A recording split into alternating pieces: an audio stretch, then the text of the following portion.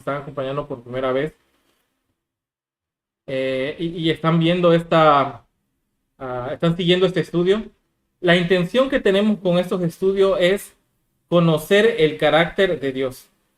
Muchos de nosotros hemos dado un paso muy en firme con respecto a cuántos dioses hay y eso nos ha liberado un poco de esta carga que trae consigo el no entender a Dios, sobre todo a la hora de adoración. Pero hemos estado viendo que en el primer ángel y también en el cuarto ángel habla acerca de un punto de adorar correctamente a Dios.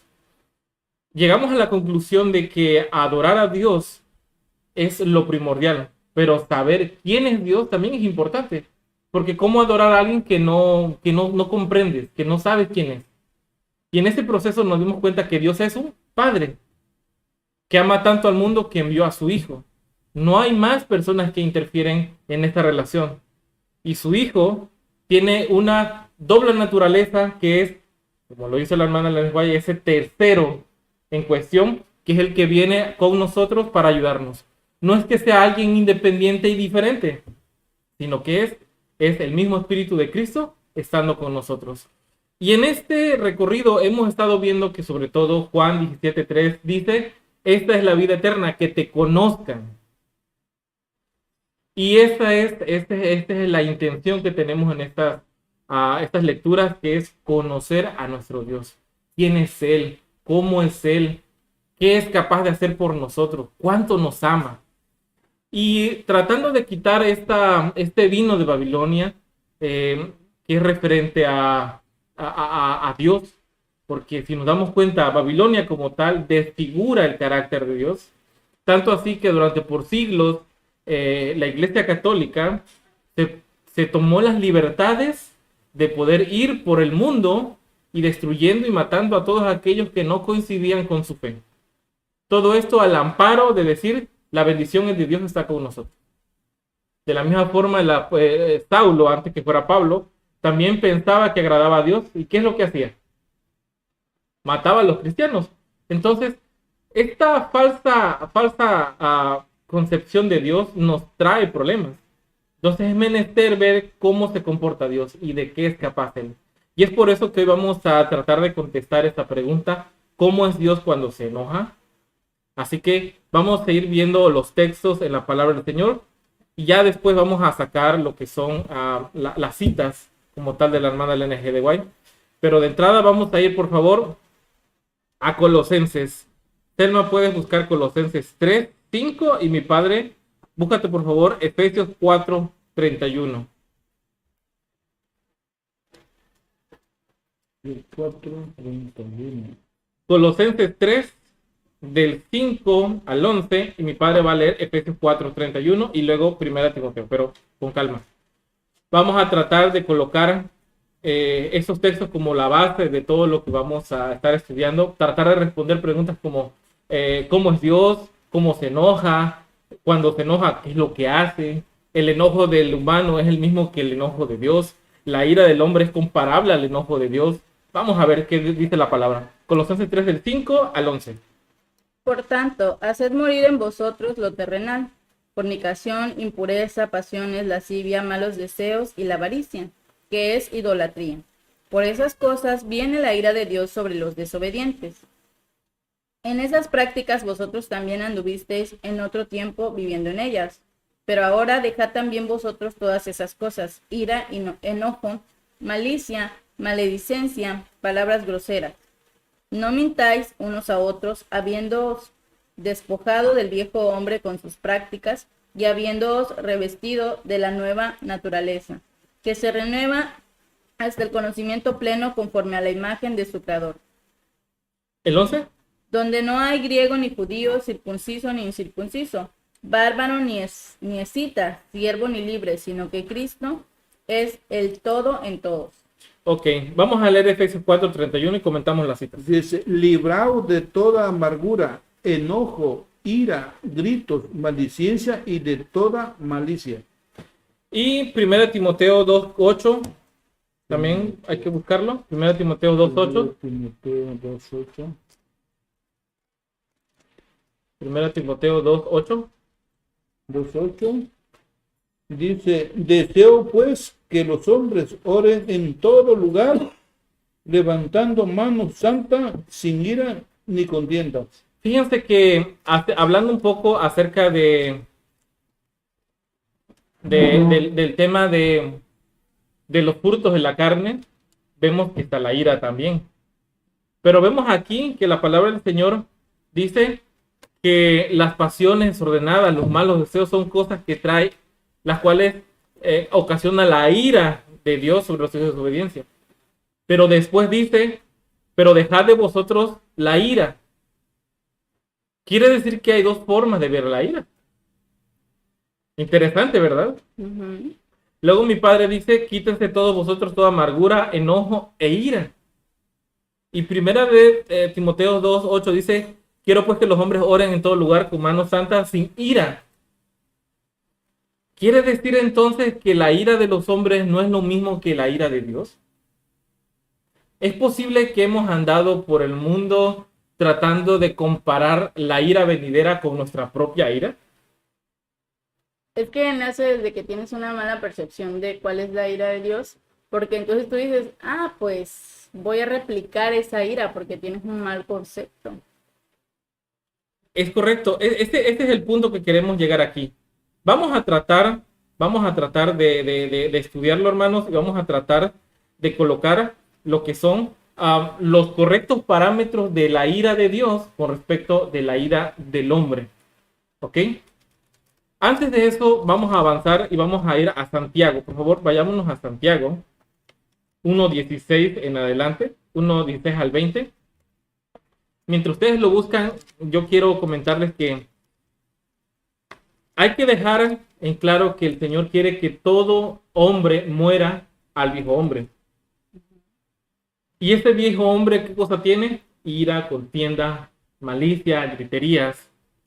Y si Cristo es la viva imagen y la perfecta imagen de nuestro Padre, quiere decir que la ira que Él tiene no es la ira de los frutos de la carne. ¿Ok?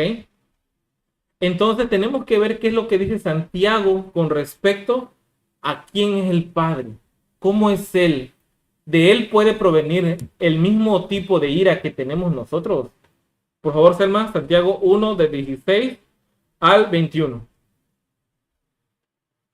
Amados hermanos míos, no erréis.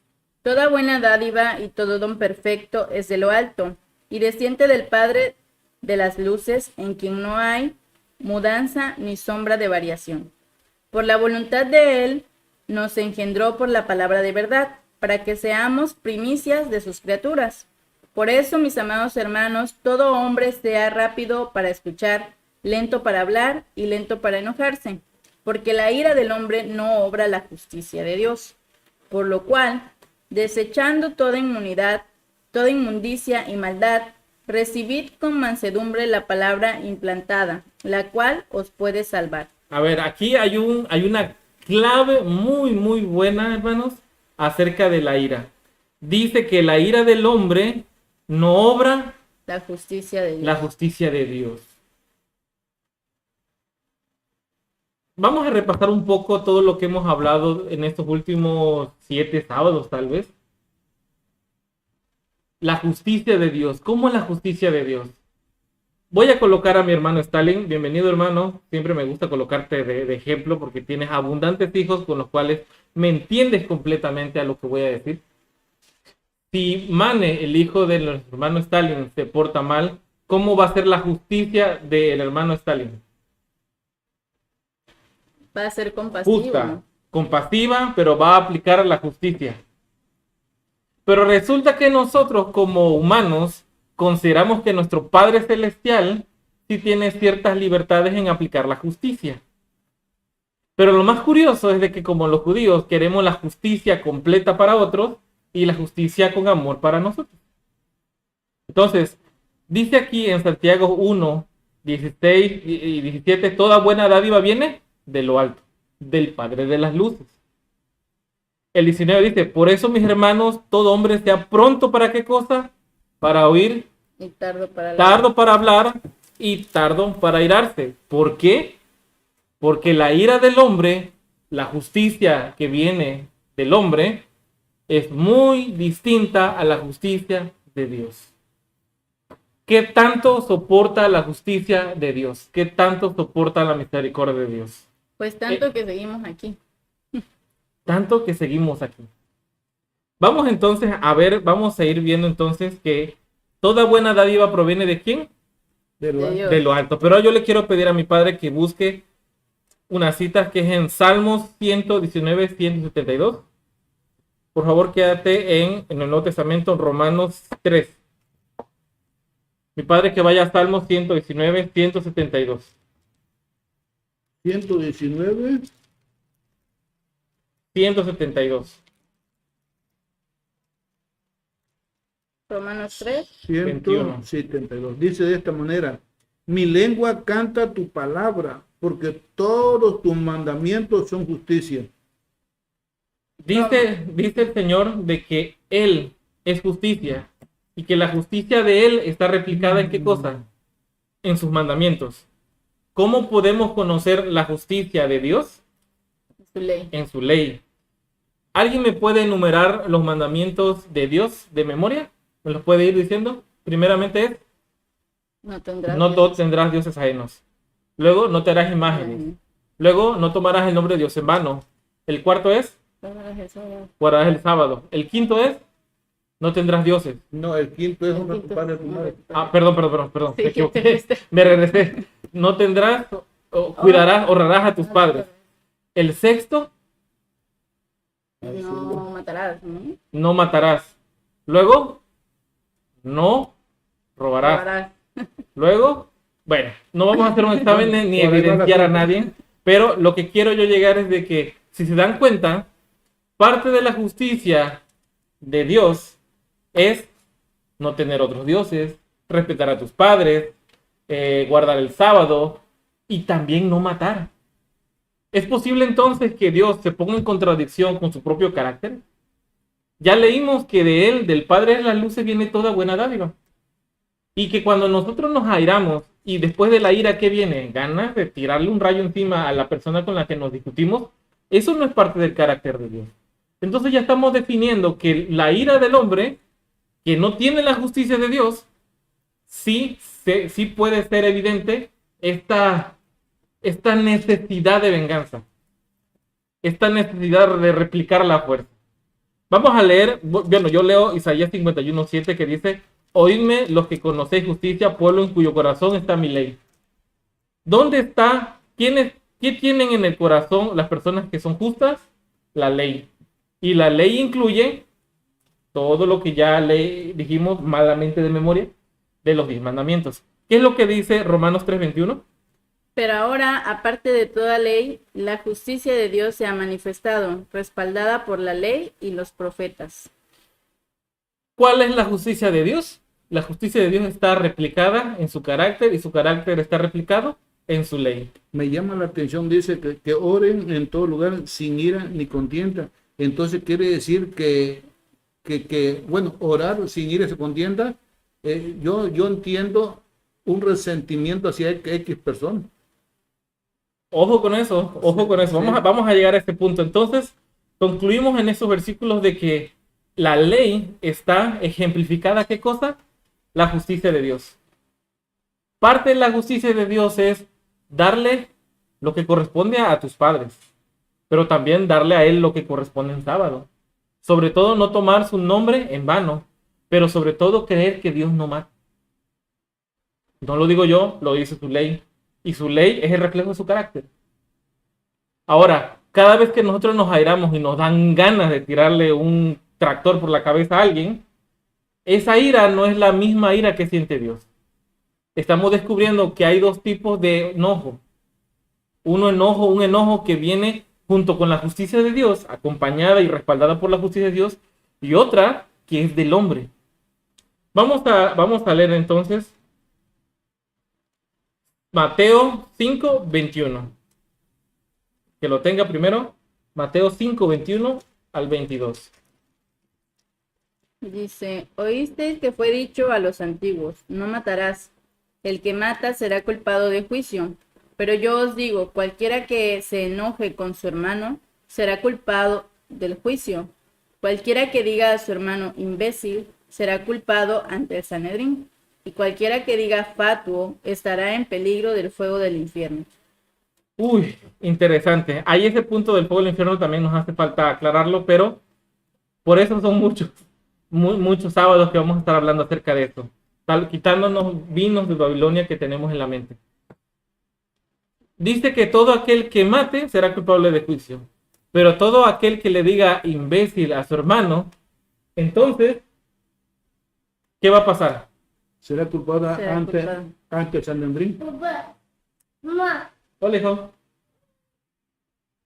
Entonces, ¿qué está pasando? Está pasando que nosotros estamos teniendo ¿qué tipo de justicia? ¿Qué tipo de justicia estamos teniendo? Una justicia en donde en nuestra mente tal vez no le decimos, con nuestras palabras no le decimos nada al fulano que nos hizo la vida de cuadritos, pero en nuestra mente, ¿cómo le decimos, hermano Stalin? La mente ya lo fulminamos. En nuestra mente le dijimos hasta lo que no. Estamos viendo entonces que existe una completa diferencia entre el enojo del hombre y el enojo que va a tener Dios. Hasta ahorita, todas las características que vemos son características negativas del enojo del hombre. ¿Ok? Vamos a seguir leyendo un poco. Ahora yo le voy a pedir a mi padre que lea Efesios 4:26. 4:26 y 27. Y luego que lea capítulo 5:1. Así que vámonos a Efesios 4:26 y 27. Si os enojéis, no pequéis, no se ponga el sol mientras estáis enojados, ni deis lugar al diablo. Ahora lee por favor capítulo 5:1. Sed pues imitadores de Dios como hijos amados. A ver, dice que si nos airamos, no debemos de pecar. Y después nos invita a ser imitadores de Él.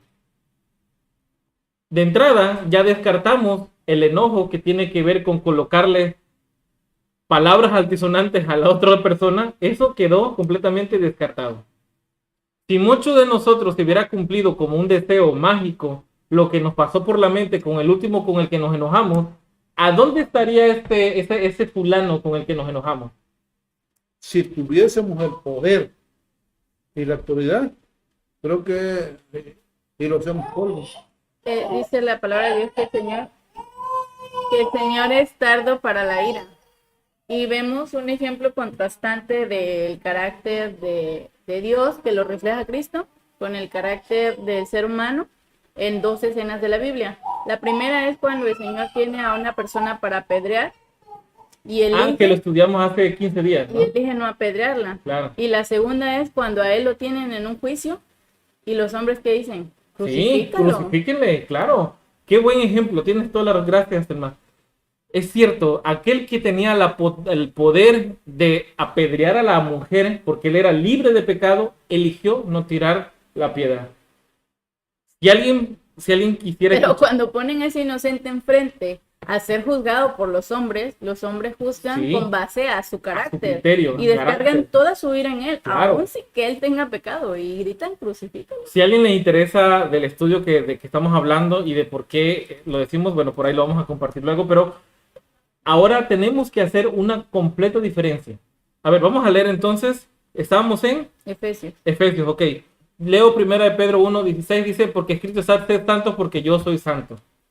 E Isaías 55:6 dice, buscad a Jehová mientras puede ser hallado, llamadle en tanto está cercano. Deje el impío su camino y el hombre inicuo sus pensamientos, y vuelva hacia Jehová, el cual tendrá de él misericordia.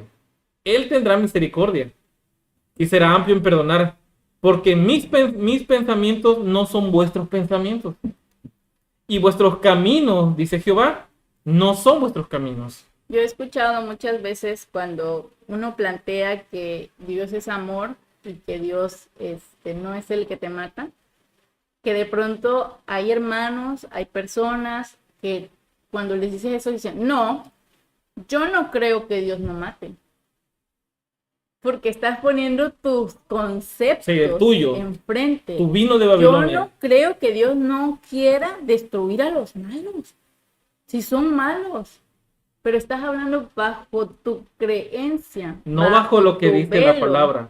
no bajo lo que No dice lo la que- palabra, exacto. bajo tu percepción, bajo tu construcción de Dios que te la ha dado el enemigo, que ha infiltrado su carácter y lo ha puesto como si fuera el carácter de Dios. Vamos a buscar una cita. Híjole, espero poderla encontrar. No la tenía ahorita. Hace rato nuestros hermanos Leandro y Roberto hicieron una cita en un video que tuvieron por la mañana en vivo acerca de cómo Satanás se ha esforzado hasta lo sumo en destruir y desfigurar el carácter de Dios, y ese fue su objetivo principal.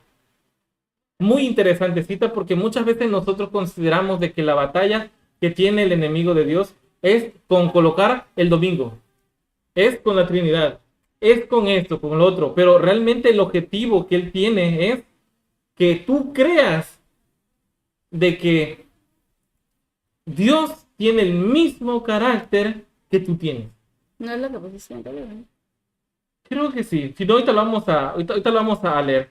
Bueno, entonces, vamos entonces a empezar a ver qué es lo que Dios quiere para con nosotros, ¿ok? Para esto me gustaría que viéramos una historia. Selma, lees muy bien las historias, así que vámonos a Marcos 3:1. Marcos 3:1, del 1 al 7. Antes de pasar a esto, hay una palabra en el Strong, la palabra 639, que habla acerca del enojo, que la habla en hebreo, y que habla que la palabra enojo tiene un significado de indignación, ira, enojo, furor, respirar rápido. Fíjense cómo esta palabra es el mismo significado que tenemos nosotros. O sea, realmente es el mismo significado, pero tiene un contexto extra que dice que hola, hijita, que es respirar profundamente. ¿Qué pasa cuando alguien está enojado profundamente? Respiras hondo, o sea, como que estás muy, muy agitado. Eso es, ¿qué cosa? El enojo de nosotros. Esa es la forma en cómo nosotros lo interpretamos. Pero también hay otra palabra, igual, en el mismo sentido, de enojo, que dice la palabra 3713, que dice mediar, estirar, esforzarse, anhelar, desear, en el mismo sentido de la palabra enojo.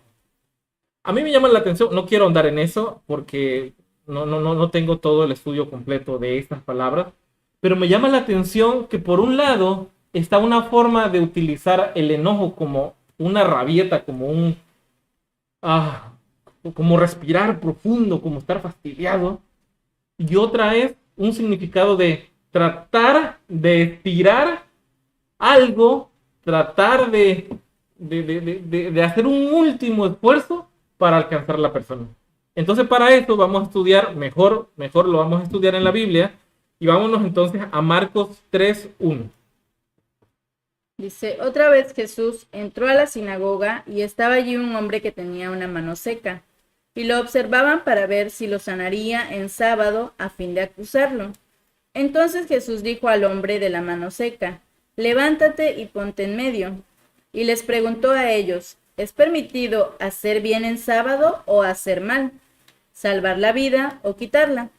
Pero ellos callaron, y mirándolos con enojo, apenado por la dureza de sus corazones, dijo al hombre, extiende tu mano.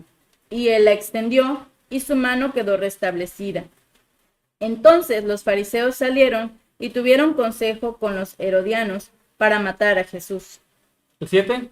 Pero Jesús se retiró con sus discípulos al mar, y lo siguió una gran multitud de Galilea y de Judea. Fíjense, esta historia es la típica historia del pueblo de Israel, tratando de llevar su justicia en lugar de la justicia de Dios. tratando de perder el sentido correcto de la ley, que era sanar, dar amor, misericordia. Ellos decían, la ley se tiene que respetar a rajatabla porque si no, de Dios no obtendremos su justicia. Pero el Señor Jesús, que es el autor de la ley, dice, ustedes están interpretando mal la ley. La ley no es una serie de prohibiciones como tal.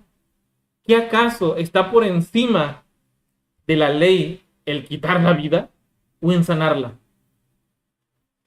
Dice el 5, entonces los miró con enojo. ¿Y qué viene después? Apenado por la dureza de sus corazones. Apenado, entristecido. Aquí estamos viendo una diferencia de enojo. ¿Se dan cuenta? Sí. Dice que se enojó y se entristeció por la dureza del corazón de los hombres. Es que es algo que nos pasa, no sé, pero creo que todos lo hemos experimentado. Hay situaciones que uno mismo lo reconoce, dices, no estoy enojado, estoy triste. Pero es un mismo ardor, es un mismo... Es un dolor, o Sí. sea, porque cuando estás enojado generalmente es porque algo te hiere, pero cuando tú logras procesar los enojos, no te enojas. Cuando tú logras procesar estas heridas, no te enojas, sino más bien te entristeces, te llenas de impotencia, porque entiendes la condición de la otra persona. Ahora, vamos a poner el ejemplo con nuestro hermano Stalin y su hijo Mane. O mi padre conmigo. Cuando ustedes se enojaban con sus hijos, ¿realmente se enojaban como se enojaban con un hermano o con uno del trabajo? No. Nuestro enojo había amor. Cuando tú, yo sé, esto igual te voy a evidenciar, pero cuando tú te enojaste alguna vez cuando trabajabas en una paraestatal del gobierno y hubo una persona que te sacó de tu locker unas cosas, tú te enojaste. Y a pesar de que este hombre era más alto que tú y todo lo que agarraste, saliste y te agarraste a golpe. No estoy hablando de ahorita, hermano, estoy hablando de que antes de que mi padre conociera el evangelio, En su juventud. en su juventud, saliste y te enojaste y lo abrazaste y lo perdonaste. ¿Fue eso? ¿Cómo fue tu enojo? No, pues, mi enojo fue pues, fuera de toda lógica. Y el día que yo llegué tarde a la casa, ¿fue lo mismo tu enojo? No, Pero estabas enojado. sí, molesto. ¿Pero por qué no me golpeaste como te golpeaste con No, otra porque persona? no estaba enojado, estaba molesto. ¿Pero por qué pensamos que Dios sí lo puede hacer? Es que es interesante porque, mira, aquí lo que dice es, entonces los fariseos salieron y tuvieron consejo con los herodianos para matar a Jesús. Si el Señor Jesús podía sanar una mano seca, ¿no podía en ese momento hacer que ellos cayeran muertos? ¿No podía enmudecer sus bocas? ¿No podía hacerles algo para que dejaran de hacer esas cosas que no debían hacer? Además le quita Sí su podía, misericordia y se acaba. Pero el Señor no es alguien que dé muerte. Y fíjense cómo actúa el Señor Jesús cuando se entera que no solamente lo que le había causado su tristeza, que era la dureza de su corazón por no sanar la mano de un enfermo, ahora agréguenle a esa tristeza que querían matar a aquel que dio sanación. Querían quitarle la vida al que era el dador de Al la de la vida. vida. Obvio que el Señor Jesús se veía molesto, es obvio. Y cuando se enteró, ¿cómo actuó el Señor Jesús? Se El retiró 7. con sus discípulos al mar y lo siguió una gran multitud. Se de Galilea. retiró. Ojo, cuando Dios se enoja y su ira es derramada, Él se retira. ¿Por qué? Porque en su justicia es tan divina y es tan excelsa que le da a las personas lo que quiere. Hablo a la hermana Susi, a la hermana Marta, a Carlos, a Liz, a Margarita, a Stalin, a Gabriela, a todos los que estamos aquí. Si algún día nosotros hacemos enojar a Dios, lo que va a hacer Él es retirarse. Y te va a dejar a gusto, hermano Stalin, te va a dejar a gusto a que hagas lo que tú quieres. Te va a dar tu justicia. Te va a dar lo que quieres. Y si tu deseo que tienes es un deseo que te lleva después a la muerte, ¿qué va a hacer Él? Él se va a entristecer. Pero porque Él te va a dejar porque tú quisiste tomar eso. Él te va a dejar porque su misericordia incluye el libre albedrío. Y Él no te Exacto. puede obligar. Exacto. Voy a leer un aporte que hizo nuestro hermano Carlos. Le agradezco. Hermano, en Lamentaciones 2:11, que dice: mis ojos desfallecieron de lágrimas, rugieron mis entrañas, mi hígado se derramó por la tierra por el quebranto de la hija de mi pueblo, cuando desfalleció el niño y el que mamaba en las plazas de la ciudad. ¿Cómo fue el sentimiento de Dios cuando pasaba la tragedia que pasaba en Jerusalén? Se entristecían. Pero dice que Él hizo descender su ira sobre Israel cuando ellos pecaron y dejó que Babilonia llegara. ¿Y ¿Cómo? qué es dejar que Babilonia llegara? Es que ahí está la clave. Dice, descendió su ira y dejó que Babilonia llegara. Permitió. Vamos a seguir leyendo. Quitó el cerco protector, o más bien ellos lo quitaron. Ellos lo quitaron. Vámonos a Romanos 1:18. Romanos 1:18 al 19. ¿Lo puedes leer, padre? Romanos 1:18 al 19. La ira de Dios se revela desde el cielo con toda impiedad e injusticia de los hombres, que suprimen la verdad con su injusticia. Lo que puede conocerse de Dios es manifiesto a ellos, porque Dios se lo manifestó. Ahora el 24-25.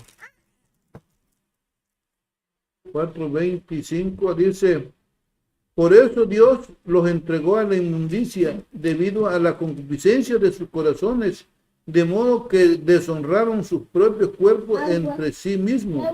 Cambiaron la verdad de Dios en mentira y adoraron y sirvieron a las criaturas antes que al Creador, que es bendito por los siglos de los siglos. Amén. El 26 dice: por esto Dios los entregó a sus pasiones. El 28 dice: y como ellos no aprobaron tener en cuenta a Dios, Dios los entregó a una mente reprobada. El 32 dice: quienes habiendo entendido el juicio de Dios, que los que practican tales cosas son dignos de muerte, no solo las hacen, sino que también se complacen con los que las practican. Miren, volvemos, si alguien todavía no cacharon la idea. Romanos 1:18 dice: porque la ira de Dios se revela desde el cielo. ¿Cómo se revela la ira de Dios desde el cielo? Dice el 24: Dios los entregó a sus inmundicias. El 26: Dios los entregó a sus pasiones. O sea, no los entregó, los dejó. Los dejó.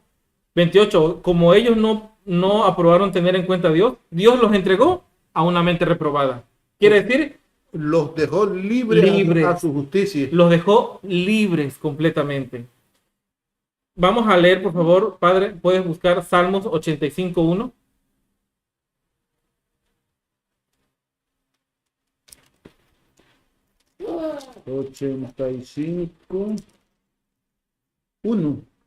Dice: fuiste propicio a tu tierra, Señor, hiciste tornar el cautiverio de Jacob. El 2: perdonaste la maldad de tu pueblo y cubriste todos sus pecados. Dice: reprimiste todo tu enojo y te apartaste del ardor de tu ira. ¿A dónde leíste? Ese es el 3, por favor. Léelo, lee el 2 y el 3 juntos. Perdonaste la maldad de tu pueblo, cubriste todos sus pecados, reprimiste toda tu ira, te apartaste del ardor de tu enojo. El número 12:9 dice: entonces la ira de Jehová se encendió contra ellos y se fue. Números 12:9. Entonces la ira de Jehová se encendió contra ellos y se fue. ¿Sí? Cuando Dios se enoja, los abandona, nada más. Y los abandona a los que ellos han confiado. El versículo 10 dice: y la nube se apartó del tabernáculo. Y he aquí que María estaba leprosa como la nieve, y miró a Aarón a María, y he aquí que estaba muy leprosa. ¿Cómo es la ira de Dios? Él se aparta.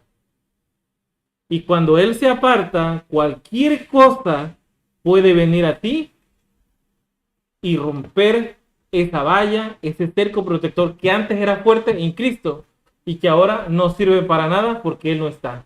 ¿Se acuerdan de lo que dice el Salmo? Dice, y si el que edifica una torre, que edifica una muralla y no tiene a Cristo, en vano, en vano. Salmo 127:1 dice, si Jehová no guarda la ciudad, en vano tiene guardia. Entonces, vamos a seguir leyendo más pasajes que tienen que ver con eso. Ahora yo le voy a pedir a mi madre que lea Deuteronomios 31:16.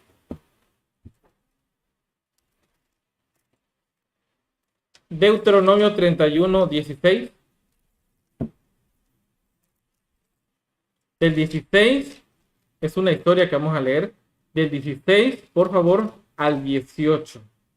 16 al 18. Y dijo a Moisés, tú vas a dormir con tus padres. Este pueblo irá a prostituirse tras los dioses de la tierra donde va. Me dejará, invalidará mi pacto que concerté con él. Mi enojo se encenderá contra ellos en ese día y los abandonaré. Alto ahí. ¿Cómo es que va a ser el enojo de Dios contra su pueblo cuando se incline a otros dioses? Los va a Abandonarlo. abandonar. Sigue leyendo. Esconderé de ellos mi rostro y serán consumidos. Vendrán sobre ellos muchos males y angustias y dirán en ese día, ¿no nos han venido estos males porque Dios no está en nuestro medio? En ese día yo esconderé mi rostro por todo el mal que habrán hecho al volverse a otros dioses. Qué interesante, porque ¿cuánto tiempo, hermanos, hemos estado pensando de que Dios es el que va a soltar todo su poder y fuerza y brazo destructor, cuando de Él solamente puede emanar vida? Recordemos el pasaje de Hebreos que dice, ¿quién es el quien tiene el imperio de la muerte? Satanás. El enemigo de Dios. Y este que tiene el imperio de la muerte mató al Hijo de Dios, que no tenía pecado, pero no lo pudo mantener muerto. ¿Saben por qué? Porque como Él no pecó, como Él no transgredió ninguna ley, la muerte y su imperio no puede estar por encima de Él. No tenía poder. No tenía poder. Por esta razón, Él pudo recuperar su vida a través de su Padre y volvió a la vida. ¿Cómo puede entonces el mismo que de una misma fuente salir agua dulce y agua amarga? No puede salir. Es por eso que el enojo de Dios no puede ser el mismo enojo que tenemos nosotros. No podemos comparar el enojo de Dios con nuestras mismas acciones de hombre. El enojo que tiene Dios es apartarse y dejar a sus hijos a que hagan lo que ellos quieran. Y la justicia de Dios es tan grande, tan buena y tan misericordiosa que te da a ti lo que tú quieres. Sí, porque tú eliges. Tú eliges, Él respeta. Y Él dice, ¿cuántas veces yo no quise juntaros yo quise. como la gallina junta sus pollitos? Pero fui tan justo que te dejé a ti hacer lo que tú quisieras. Salmo 61 dice, oh Dios, tú nos has echado, nos quebrantaste, te has airado, vuelve a nosotros. ¿Cómo comprendía David que era el enojo de Dios? Yéndose, apartándose. Por eso cuando David pecó, él se dio cuenta de su pecado y lo bueno que reconoció, ¿no? Reconoció su pecado. Y también sería bueno que nosotros cuando pecamos reconozcamos nuestros pecados y le pidamos perdón a Dios. Porque Él es bueno, Él es misericordioso. Vamos a leer otra historia del pueblo de Israel. Padre, ahora puedes leer Deuteronomios 32, del 17 al 21. Del 17 al 21 dice, sacrificaron a los demonios y no a Dios, a dioses que no habían conocido, dioses nuevos venidos de cerca, que sus padres nunca veneraron. De la roca que te crió te olvidaste, te has olvidado de Dios tu Creador. El Señor los vio y en su enojo desechó a sus hijos e hijas, y dijo, esconderé de ellos mi rostro y veré cuál será su fin.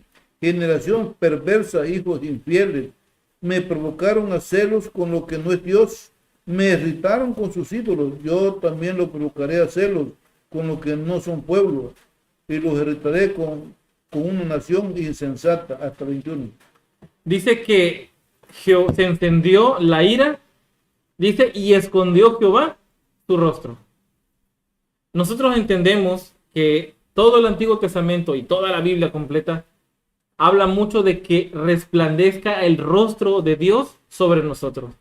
Si Dios es luz, y si cuando Moisés habló con Dios y él descendió con un rostro iluminado, se entiende que cuando Dios mira y observa a su pueblo, ¿cómo está? Está en luz. Pero cuando el Señor se aira, Él no está con su pueblo. Y entonces hay oscuridad en ellos. Dice, y Jehová en el 19, en el Deuteronomio 32, 19, y lo vio Jehová y se encendió la ira.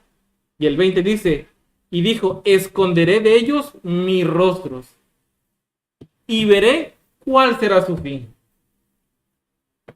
Luego el 30 dice, el mismo capítulo el 30 dice, ¿cómo podría perseguir 1 a 1000 y 2 hacer huir a 10,000? Si su roca no los hubiese vendido y Jehová no los hubiera entregado, no los hubiera permitido. Si nosotros recordamos, sabemos que habían muchas naciones que traían una cuenta pendiente contra Israel. Y la naturaleza de las naciones paganas era salir a pelear a la menor provocación. Si Jehová se retiraba de su pueblo, eso lo podemos ver en las historias de los jueces. Cada vez que el pueblo de Israel se apartaba, ¿qué es lo que le pasaba? Le sobraban enemigos. Le sobraban enemigos para que los vinieran a destruir. Pero mientras ellos estaban firmes en Jehová, ¿qué pasaba? Estaban bien con Dios. Estaban bien y no les pasaba absolutamente nada. Vamos a ver entonces otra cita. Madre, si puedes buscar 1 Reyes 8:46.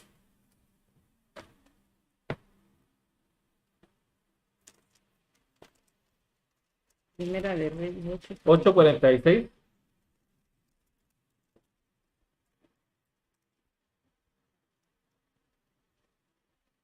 Y cuando pequen contra ti, porque no haya hombre que no peque, y te enojes con ellos y los entregues ante el enemigo para que los cautiven y lleven a tierra enemiga, sean lejos o cerca. Dios entregaba, permitía, le quitaba la barrera protectora, les quitaba el cerco protector.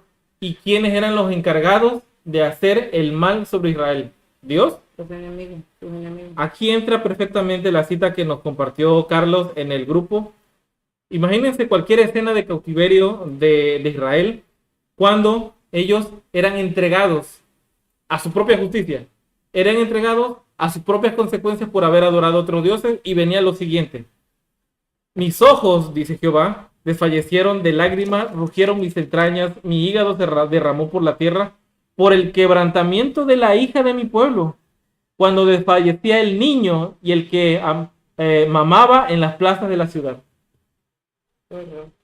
¿Ustedes creen que es bonito, sentía bonito Dios cuando miraba que su pueblo estaba en cautiverio, que era por consecuencia directa de sus actos? ¿Ustedes creen que Dios estaba complacido? ¿Ustedes creen que la impartición de su justicia era que Él incitaba a los enemigos a que le hicieran eso a su pueblo? También eso puede suceder en nuestros días, cuando uno cae y es esclavo de ciertos acontecimientos, de ciertos problemas, que no podemos salir de ahí, como cuando leíamos ayer, cuando Caín pecó en contra de Abel, dice que la tierra se contaminó. Entonces también hoy en día las personas también cuando irrita a Dios, y Dios se retira porque esa persona decidió ya su camino. Fíjense qué buen ejemplo que estás mostrando. La tierra no estaba maldita en Génesis, pero fue maldita a causa de ¿quién? Del pecado. ¿De Dios? No, del ser humano. ¿Dios fue el que le dijo, tierra, de ahora en adelante vas a ser maldita? No. Es más, y Adán y Eva, por las consecuencias de su pecado, ahora tenían que sufrir para ganarse sustento. Antes no sufrían. Porque ellos antes estaban conectados con Dios. Sí, con la gracia. No, por favor, no pensemos que Dios castiga a nadie como tú piensas que castiga. La forma en cómo Dios castiga es dejándote a ti a que coseches Lo que hace lo que has sembrado. Bueno, no es que te castiga, sino que tú mismo decides lo que quieres hacer. Él dice te deja, porque Él nos hizo libre albedrío.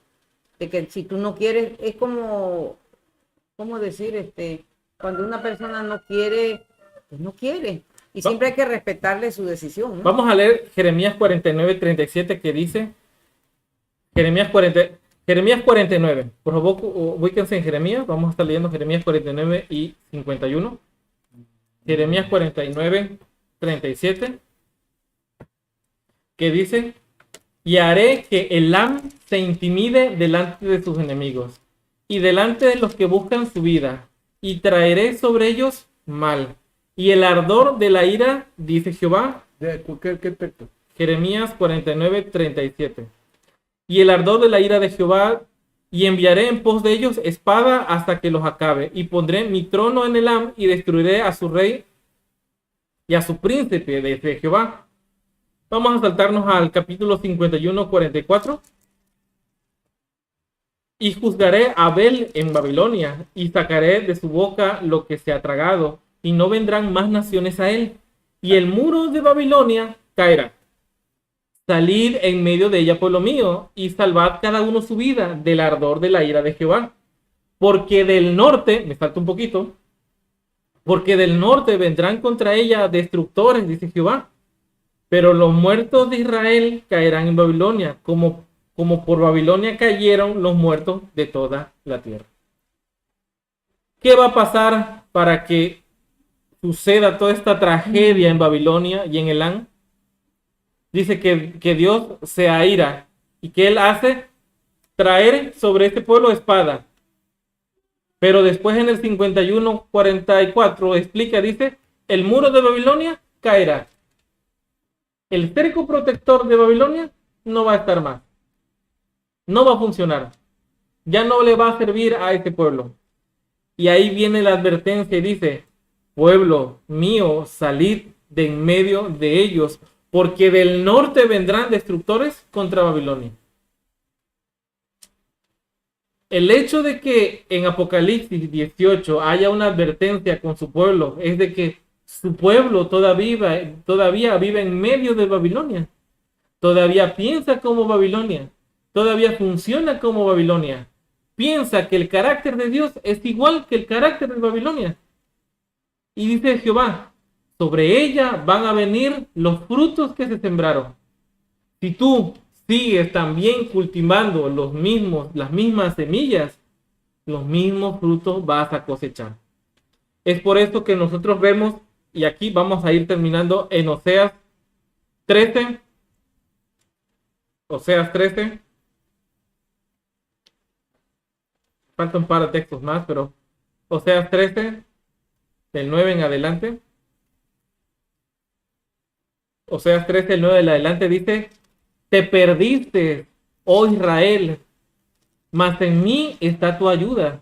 Versículo 10. ¿Dónde está tu rey para que te guarde con todas tus ciudades y tus jueces, de los cuales dijiste, dame rey y príncipe? ¿Se acuerdan de la historia que cuando Samuel ya estaba viejo y sus hijos no seguían los pasos de Samuel, vinieron los israelitas tratando de resolver este problema y le dijeron, oye, ¿por qué no nos das un rey? Porque tus hijos no son como tú, no son como tú. O sea, ¿qué? O sea, 13:9. Entonces Israel, Dios se entristeció porque le dijo Samuel estas palabras, y Dios le dijo a Samuel, no te entristezcas, no están contra ti, ¿están contra quién? ¿Contra mí? Contra mí. Vamos a volver a leer el 10. ¿Dónde está tu rey para que te guarde de todas tus ciudades y tus jueces, de los cuales dijiste, dame rey y príncipe? El 11. ¿Te di rey en qué cosa? No estuvo de acuerdo en mi enojo. En mi furor. Fíjense cómo dice aquí, Dios estaba de acuerdo con lo que pasó Israel. Te di rey en mi furor y te lo quité en mi ira. Jehová estaba de acuerdo con la descendencia de reyes para Israel. No. No, porque él era su Pero rey. ¿cuál fue la actitud de ira hacia su pueblo? Permitir dejarlo de que Le hiciera lo que dio, escuchen esto, le dio a Israel un rey conforme al corazón de quién? De ellos. De ellos, no conforme al corazón de quién? De Jehová. Y el corazón de Israel, ¿qué pedía? Quería un hombre alto, guapo, de mandíbula ancha, cuadrada, De que robusto. peleara por ellos. Decía que fuera un hombre capaz que fuera por delante de nosotros con espada y con fuerza para destruir a mis enemigos. ¿Cómo era el hombre que quería Dios por rey? ¿Era un hombre así? No. Y Jehová en su ira le dio a ellos lo que querían. Ah, ¿tú quieres un rey así? Ahí está. ¿Y cómo fue el reinado de Saúl? Sí. ¿Cómo fue el reinado de Saúl? No sirvió. Mal. Fue muy pobre su reinado. Pero fíjense que aquí viene la misericordia. Yo quiero que por favor, si hay algo que quieran rescatar de este tema, sea esto. A pesar de que la elección ya era mala, después Dios en su amor recompone esa mala decisión y le da a Israel un rey conforme al corazón de Dios. Y no solamente eso, que después de este error, Dios saca de este rey la simiente por la cual vendría el Señor Jesús. Es entonces que Dios aquí, y ese es otro punto que estudiaremos en otro momento, tiene una voluntad permisiva. Y esto muchas veces puede ser a nuestro oído, nuestra interpretación, algo malo. ¿Cómo voy a permitir eso? No, yo todo el poder de la ley sobre ese hombre. Es lo que leímos hace 15 días acerca de la ley del apedreamiento. Nosotros descubrimos en la Biblia que cada uno de los mandamientos, de los 10 mandamientos, era digno de ¿qué cosa? De muerte. Pero cuando el Señor Jesús tuvo delante de sí a una mujer encontrada en el mismo adulterio y él era un hombre sin pecado, él no tiró ninguna piedra. Pudo haberle tirado. Porque no Pudo tenía- haberlo tirado, pero no lo hizo. No. Porque el espíritu de la ley no era para condenar, sino era para ¿qué cosa? Para salvar. Pero ¿por qué le dio Dios esas instrucciones malas que ya las explicamos? Y si alguien quiere entenderlo, hay otro video completo de eso. Porque era una ley conforme al corazón de ellos. Dice, señores, nunca fue la intención de Dios que existiera el divorcio. Sino por la dureza del corazón de ellos, Moisés le dio cartas de divorcio. Ese apedramiento que ellos adoptaron era parte de la justicia de ellos. De ellos. Porque como vieron en Egipto que así se hacía, pues vamos a hacerlo también nosotros. Adoptaron, como hoy en día las iglesias cristianas adoptan costumbres paganas.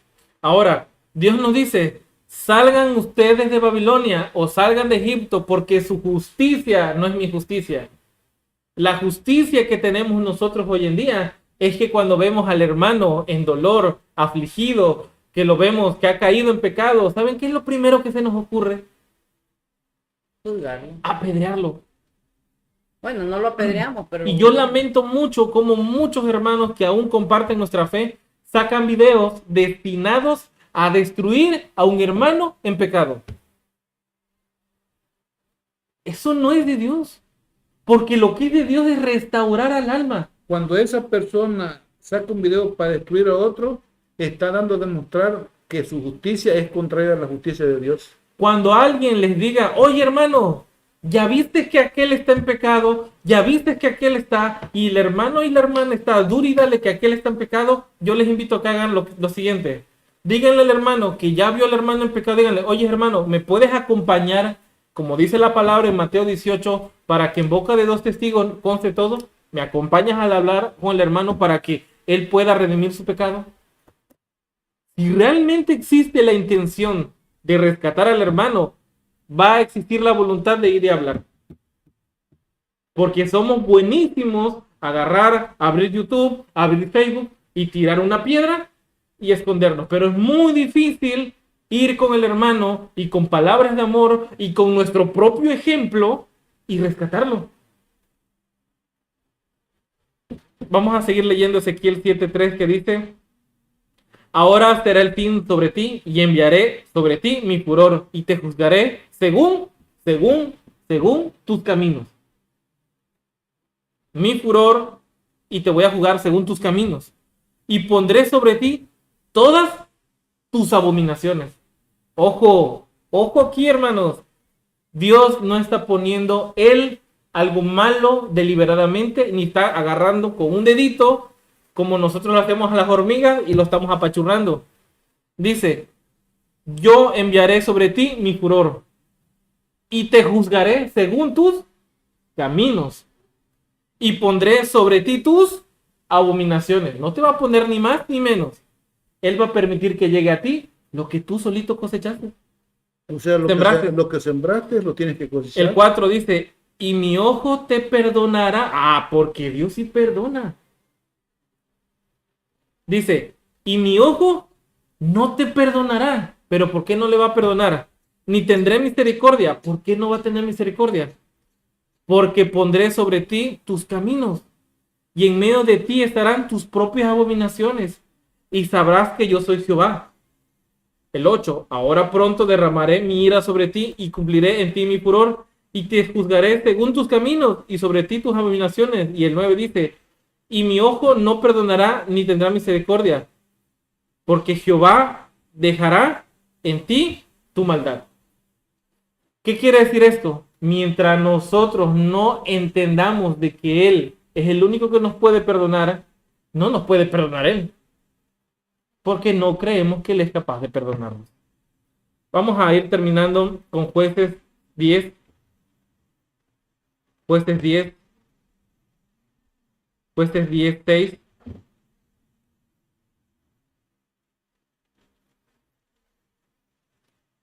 Jueces 10, 6. Que dice, pero los hijos de Israel volvieron a hacer lo malo ante los ojos de Jehová, y sirvieron a los Baales y a Astarot. Un poquito más adelante dice, y dejaron a Jehová y no le sirvieron. El 7, y se encendió la ira de Jehová contra Israel. ¿Y cómo dice en tu versión en el 7? ¿Pero qué capítulo es? Jueces 10, 7.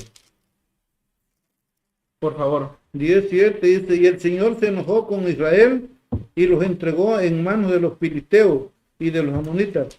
No los entregó, sino permitió que los otros los vencieran y se los llevaran cautivos. Sí, es cuestión de traducción. Aquí tenemos la misma traducción. Sí, la misma. Pero si alguien nos puede ayudar con las traducciones, la traducción correcta es Dios permitió. Dios los entregó, también se puede entender en el sentido de, bueno, aquí está, no quiere estar conmigo, va a estar contigo. El 15, saltándonos al 15, dice, y los hijos de Israel respondieron a Jehová, hemos pecado. Haz tú con nosotros como bien te parezca. Solo te rogamos que nos libres en este día. Y quitaron de entre sí a los dioses ajenos y sirvieron a Jehová, y fue ajusticiado a causa de la aflicción de Israel. Dios llora, respira profundamente y se agita con fuerte emoción por la tristeza que causa el que su hijo no le llame padre, y que le llame padre a un padre malvado, cruel, que tiene siempre la intención de destruir. Dios se entristece profundamente que él, siendo un padre que solamente sabe dar vida, su pueblo le llame padre a aquel que solamente puede dar, ¿qué cosa? Muerte. Muerte. Hay muchas citas, hermanos, con respecto a la hermana Elena G. de White, con respecto a esta. Voy a leer una que es de Manuscritos Selectos, tomo 2, página 384. Lo voy a poner un poquito más adelante en el chat, por si alguien gusta leerlo. Dice, tal es la forma como Dios ha tratado a sus hijos, pero el hombre en su ceguera, pasando por alto las abominaciones de los impíos, y no verá la ingratitud y la rebelión continua de los pecados, desafiando y pisoteando la ley de Dios y desafiando su autoridad. No se detiene allí, sino que se jacta y se subleva en un pueblo de infligir mediante tretas y de transgiversar y despreciar públicamente los requerimientos de Dios. Algunos pueden ver solo destrucción de los enemigos de Dios y consideran que Dios no tiene misericordia y que Dios es severo. No contemplan el otro lado. Pero agradezcamos eternamente porque el hombre impulsivo, inmudable, con todo su alarde de benevolencia, no es el que dispone los acontecimientos ni quien los controla. Porque imagínense, si los hombres controláramos el destino de los otros hombres, ¿cómo sería? No, ya estuviera todo. Dice, la compasión de los inicuos son crueles, es crueldad. Esto lo dice Proverbios 12:10. Aquí hay otra historia que lo podemos encontrar en Patriarcas y Profetas, página 54, donde dice acerca de David y Absalón, dice, el Señor permitió que los acontecimientos siguieran el curso natural y no refrenó a Absalón. Cuando los padres y los gobernantes descuidan su deber de castigar la iniquidad, Dios mismo toma el caso por su mano. Su poder refrenador se desvía hasta cierta medida de los instrumentos del mal, de modo que se produce una serie de circunstancias que castigan al pecador con el pecado.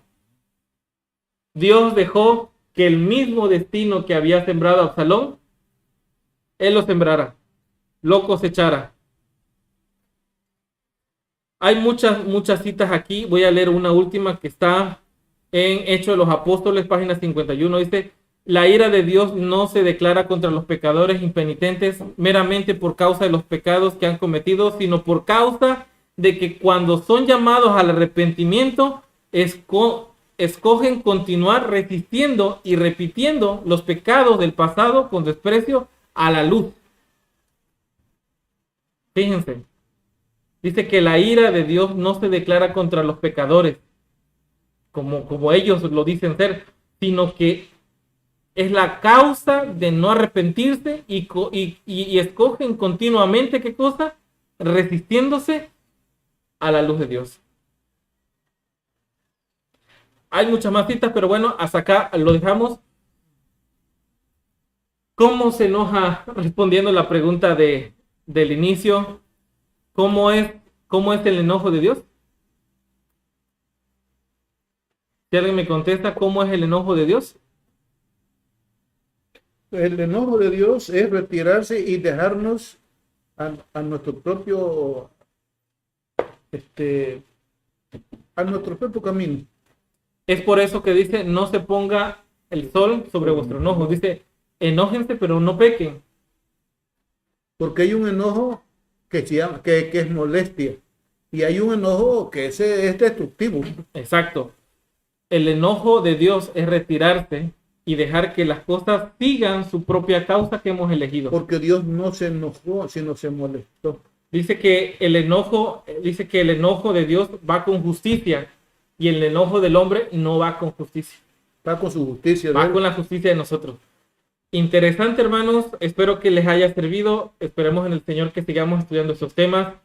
Dios los bendiga, hermanos. Y vamos a terminar aquí esta transmisión. Vamos a terminar la transmisión en